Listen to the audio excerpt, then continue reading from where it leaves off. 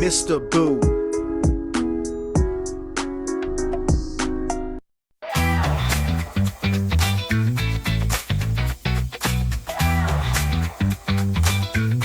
Hey there, I'm Mr. Boo, Entertainment Guru. Mr. Boo, the Entertainment Guru right here on the whole YouTube, and I'm just staying alive, staying alive.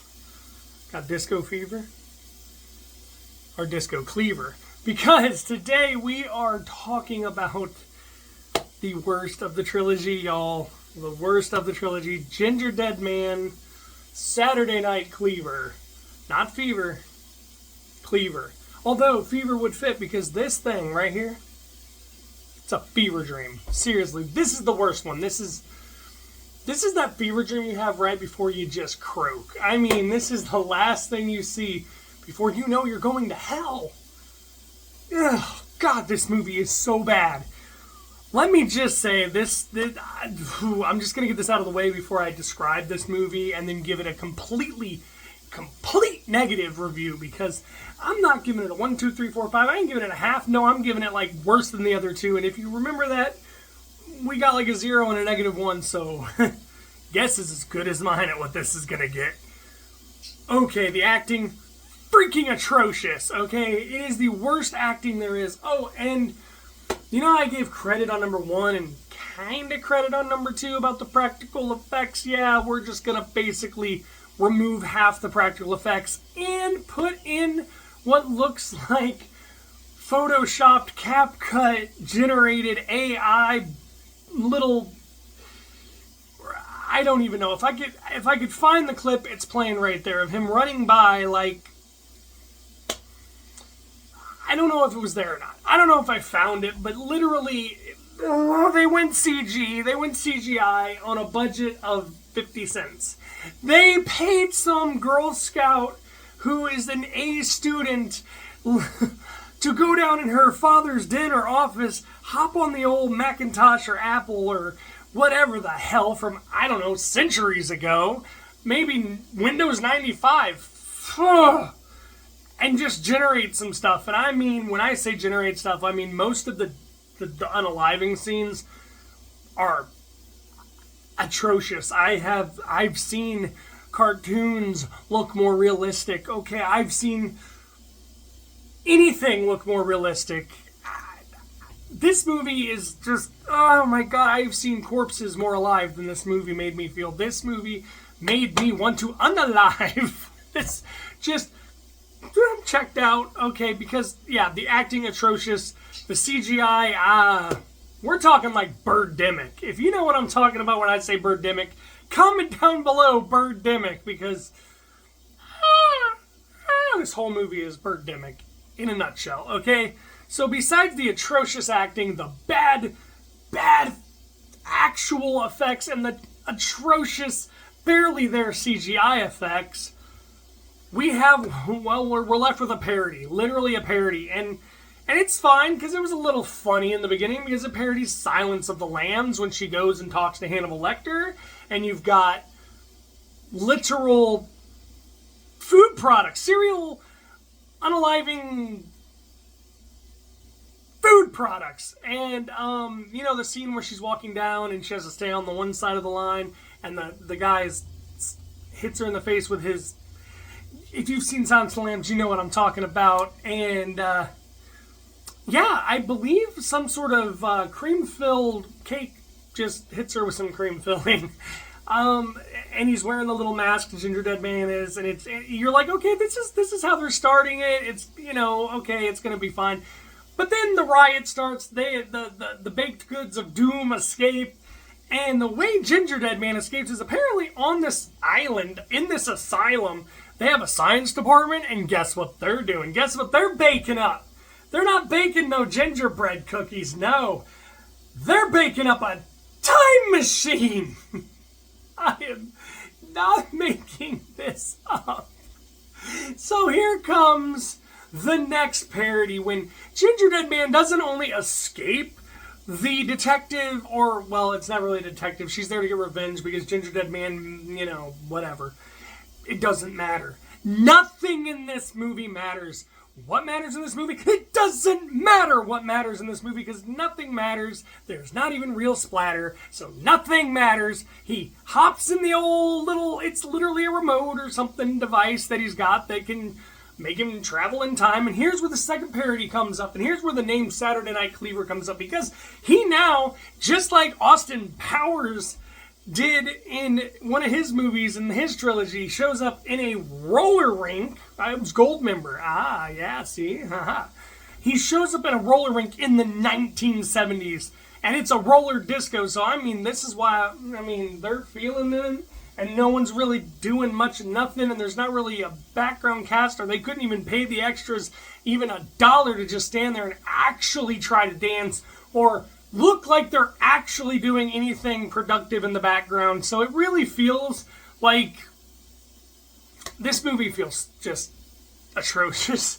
This movie feels like it is dead in the water completely. Like there's no life in this movie beyond any shadow of a doubt. There's no acting, there's no background, there's no nothing. Hell, the sets are stupid. I mean, everything about this movie is so dumb. So he gets there in the 1970s in the roller disco, you know, that's apparently going out of business, and that's like, you know, we had the other guy, the other antagonist in part 2. Well, this one has a little side story of the roller rink is going out of business, and I'll get to the old happy ending when I get to the ending with that. But now we're parodying because the owner of the roller rink that's going under is having one last free-for-all, you know, dancing it up night, roller derby disco, I don't know. Her daughter is essentially Carrie. Her daughter does to this skate rink what Carrie did to the high school gymnasium. They parody Carrie and her mother in this so well with her and her aunt that it's actually borderline stupid. I mean, they even go as far to drop pig blood on her. I am not making this up. And let me tell you, there's a scene in this, and again, there's no nudity in this, so there's good, because there is a scene with two people who are all hopped up on the 70s, whatever concoction they were all hopped up on then. I don't want to say any words. Do you want to build a snowman? Yes, but I can't. Anyway, they were taking all kinds of funkadelics, and they were trying to be Mario and you know, whatever. Anyway, they're all hopped up and hypnotic and enjoying the 70s, as it were, in this scene. And a janitor, an old man, comes in and joins them. And what I can only say is a really gross Three's Company. But no nudity, and this is where I'm going with this, because, and we'll get back to this Three's Company thing in a minute, because we now approach the third parody this movie parodies, and that is Porky's. Why would you parody a comedy?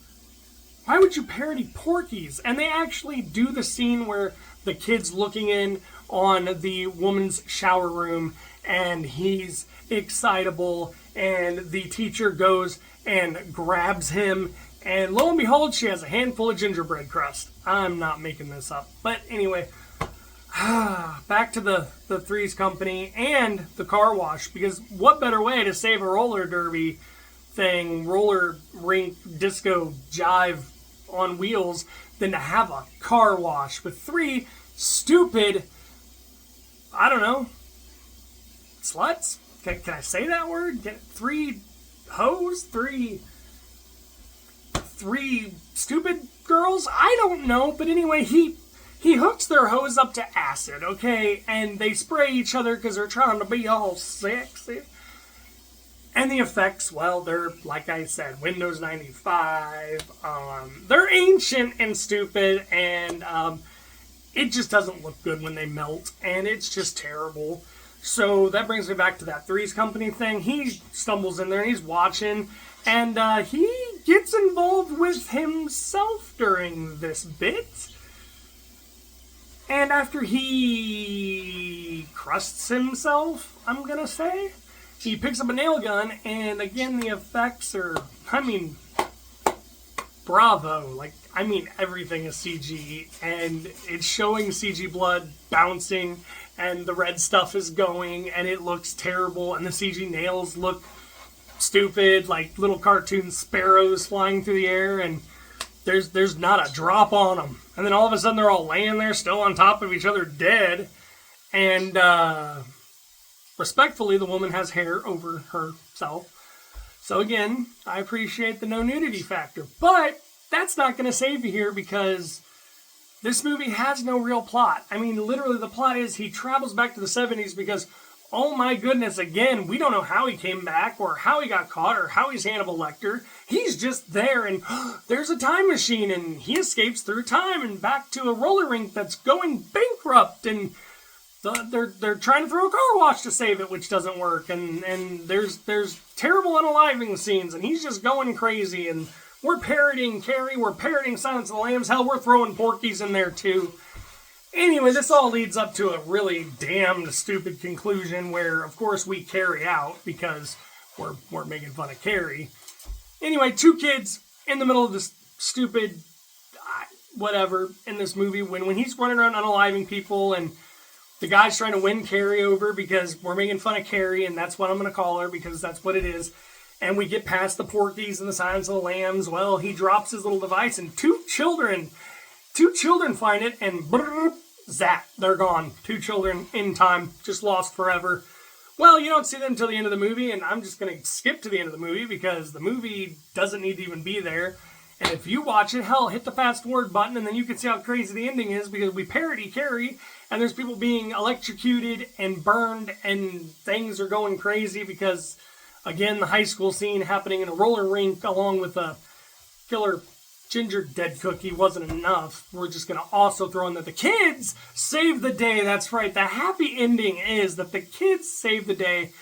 They come back from their time machine, and I don't even remember because I don't even want to remember how they defeat Gingerdead Man. I'm pretty sure that there's a firearm involved, and I think the detective comes back in time as well. And I don't know, I was part asleep. But I do remember while falling asleep being like, why in the hell is Adolf Hitler here? They brought Hitler back. Hitler was one of the people they brought back for a time to face Gingerdead Man. And there was a couple other people, but like I said, I was in and out by the end of this movie. I'm sorry, y'all. I couldn't take it anymore, but I remember waking up when I saw Adolf flipping Hitler. Well, anyway, the kids basically saved the day. They've got the money or whatever, somehow, some way. They also brought Hitler, and they brought the lady detective, and all's well in the neighborhood again. And the last stupid thing I gotta say about this movie is Hitler actually, hey, let's disco dance, or some stupid line like that. Like, he's gonna just put on a pair of skates, and I guess he would staying alive, staying ahoy, staying, okay, whatever.